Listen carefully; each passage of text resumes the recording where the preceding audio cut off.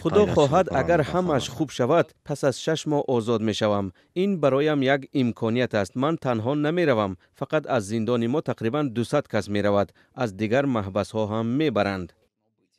این یکی از آخرین صحبت‌های ارلان ارمکوف است. شهروند 30 ساله قرقیزستان در زندان روسیه ادای جزا می‌کرد. در آخر سال گذشته او برای شامل شدن به گروه زرخریدان واگنر راضی شد. 31 январ زنگ زد. او به من دروغ گفت که همچون آشپز کار می‌کند. اما معلوم شد که در جنگ اشتراک می‌کرده است. بعد 4 ماهی رفتن به جنگ ارلان هلاک شد. او یکی از نخستین قرقیزستانی‌های بود که اشتراکش در جنگ اوکراین رسانه‌ای گردید.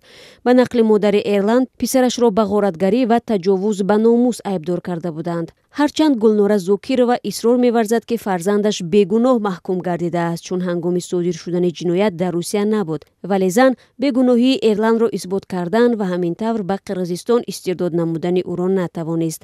به گفته گلنوره پسرش نصف مهلت را ادا کرده بود اما بعداً وعده عفو را گرفت و راضی شد که به جنگ برود. من گمان کردم که در تابوت چیزی نیست. به طرف راستش سناریاد برخورده او را پاره کرده است. او در حمله اشتراک نموده است. آنها را در صف اول می‌گذاشتند. از پیش به سوی آنها اوکراینی‌ها تیر می‌اندازند. در صورت عقب نشینی چچن‌ها می‌پرانند. از پسشان روس‌ها تیرخوالی می‌کنند. یعنی در بین دو آتش قرار می‌گیرند. آنها را همچون بره قربانی استفاده می‌کنند. بخش قرغیزی رادیو آزادی توانست معلوم کند که در نبردها برای بخمود تقریباً 10 شهروند قرغیزستان کشته شدند. نزدیکان آنها از صحبت با خبرنگاران خودداری می‌کنند. یکی از آنها ضمن صحبت تلفنی چنین نقل کرد: او گفت که به جنگ می‌رود. البته نه، او به ما در این باره چیزی نگفت. چگونه هلاک شد؟ معلومات دادند؟ نه، نگفتند. اکثریت از ترکش سناریاد کشته شدند.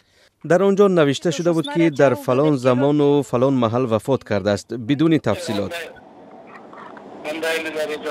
طبری خبرنگاران رادیو آزادی دریافتند بسیاری از محبوسانی که به جنگ می‌روند درباره این تصمیمشان به نزدیکان نقل نمی‌کنند.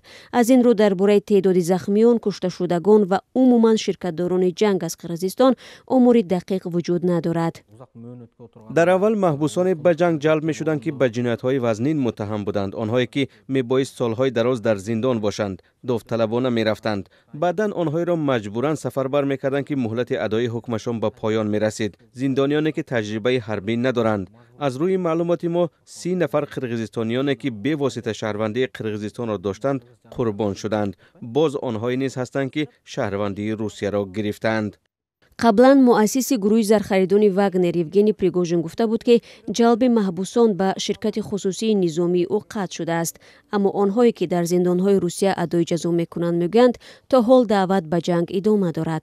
نزدیکان قربانیان گفتند بعد آگاهی یافتن از مرگ نزدیکانشان آنها را باز یک امتحان دیگر انتظار است، گرفتن تابوت. آنها چند هفته باید منتظر بمانند و در اکثر موارد شناسایی کردن هلاک شده ها مشکل است. جسدها کاملا سوخته شدند و یا در تابوت خرد چند پاره های بدن گذاشته شدند.